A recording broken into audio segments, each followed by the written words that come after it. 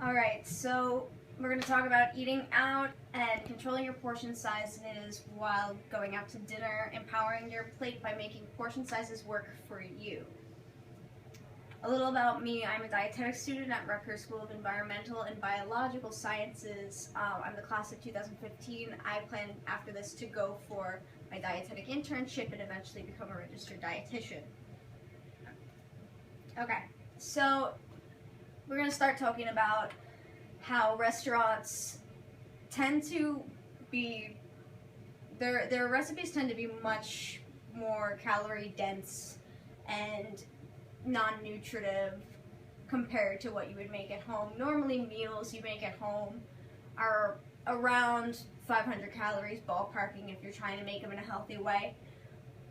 The average meal, according to University of Toronto, at a restaurant will run you about 1,128 calories, and that's just one meal. So that's more than half your daily value of calories for the average human being. They ballpark it at like 2,000. I mean, we'll figure out that that's going to be a little more personalized. I'll talk about that later.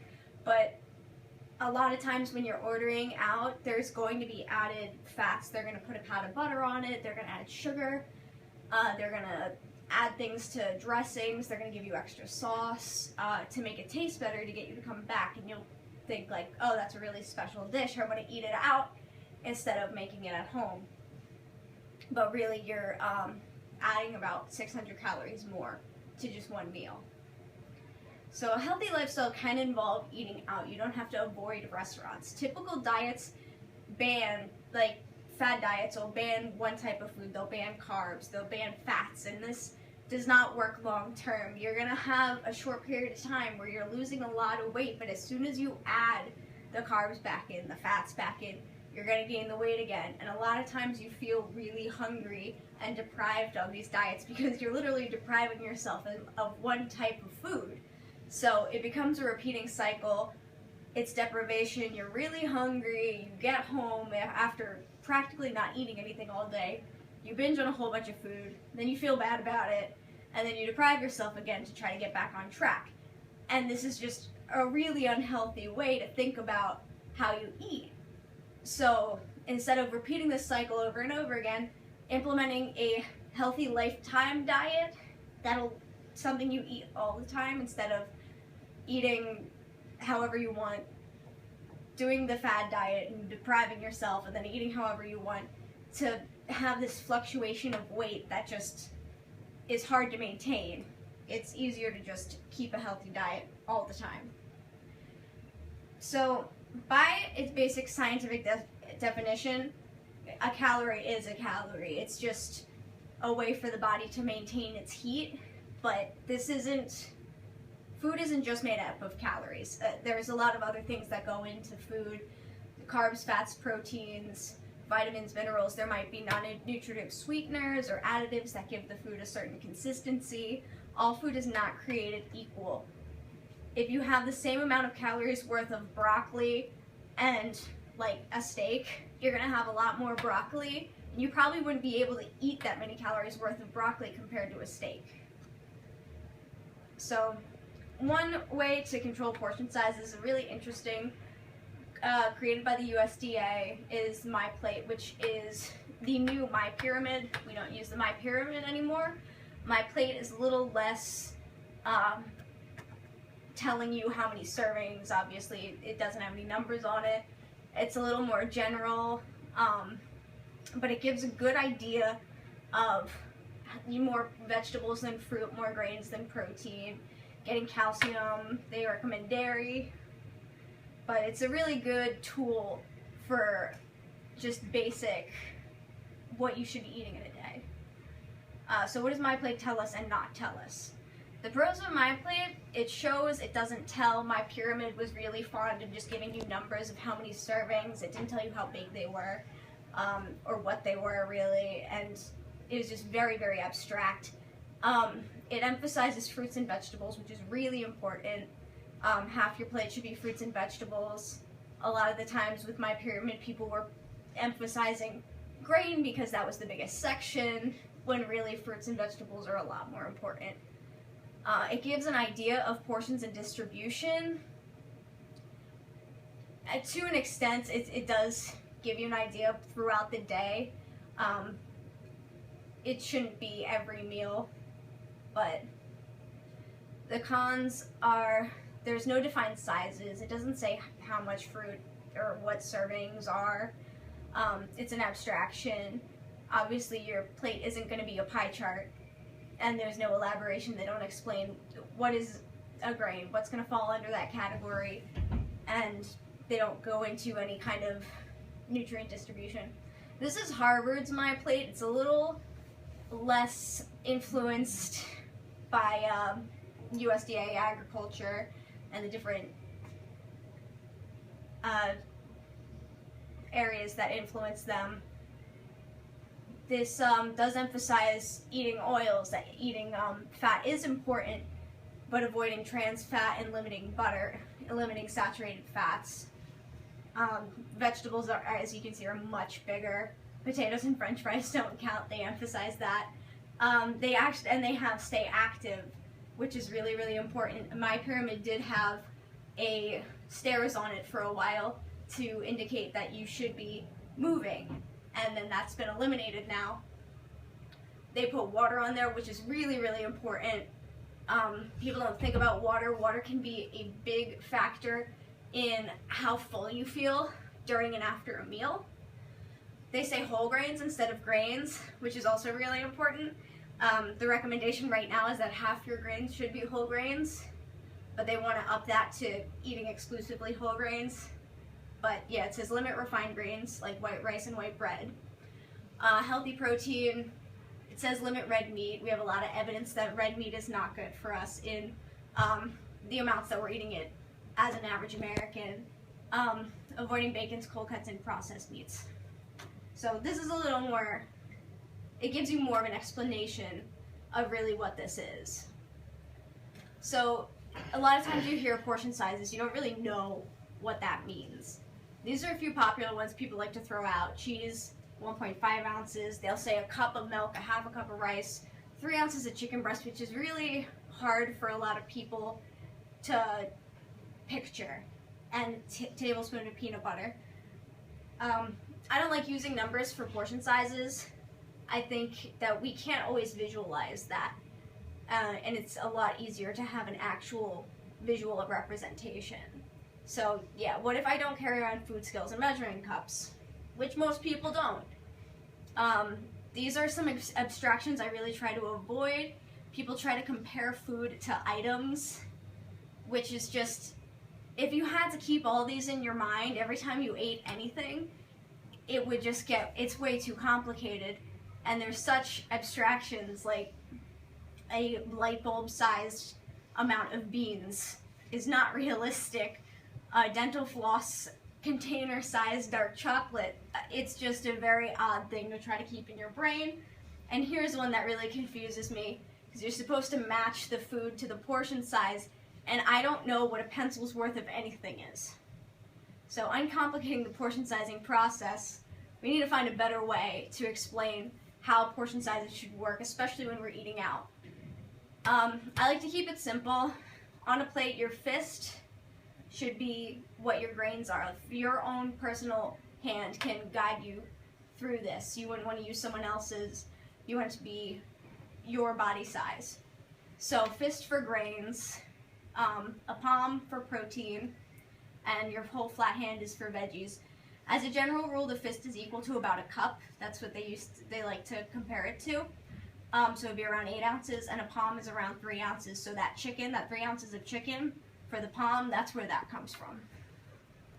So this is just a mathematical explanation of what I just said. The average human stomach holds about 3 ounces just completely empty. The stomach can stretch though, and the capacity of a full stomach is about 1 liter. It's actually about 0.9. It's about 0.9 liters, but it can expand potentially to about 2 to 4 liters, but that's if you like stuff yourself. So you don't want to do that. It's not very healthy. So if you consider a liter is about 34 ounces, and you should be having a little less than a liter for a meal, it would be around 4 fists if one fist is 8 ounces, so it would be like 32 ounces. So that's about perfect. If you think of your meal as you look at your plate and, well, will this fit my stomach? Is it 4 fists worth of food? It's a little easier to think of it like that instead of as numbers. Okay, so should you count calories?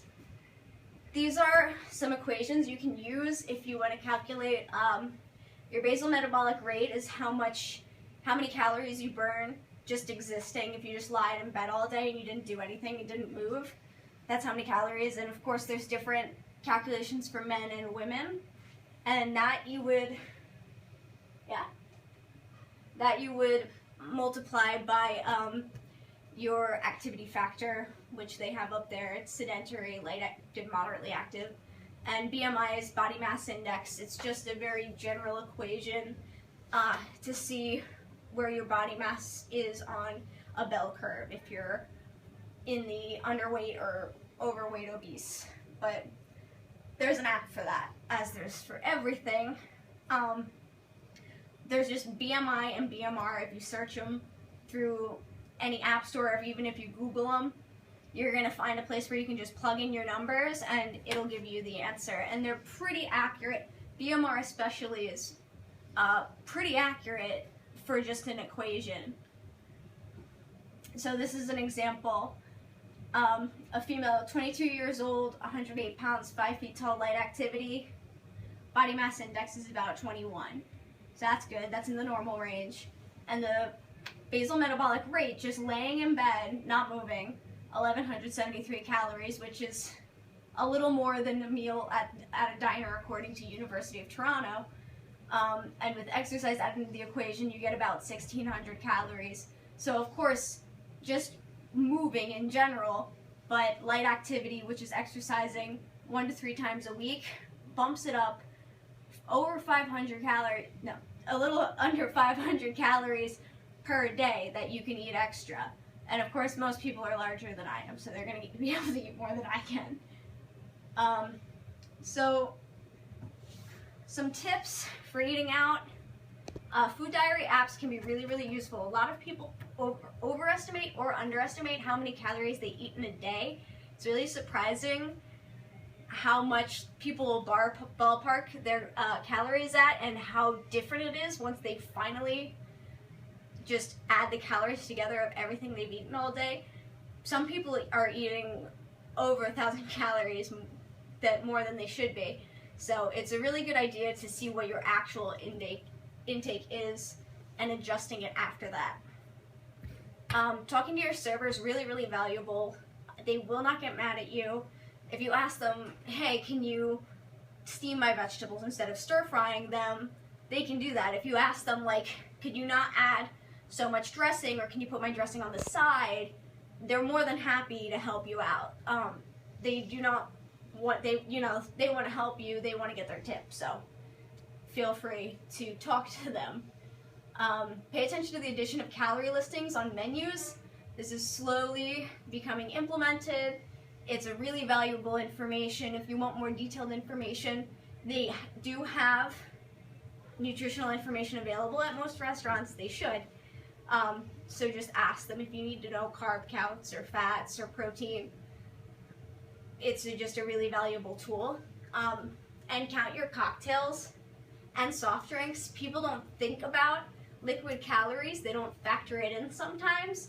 You can be consuming immense amounts of calories just through cocktails and mixers or soda. We all know soda's a very big calorie-laden drink. And reduce your portion size. This is really easy. If you don't want to be tempted by the whole plate, ask the waiter to wrap part of your meal before they bring it out, and they'll give you that afterwards to take home with you. They're more than happy to do that.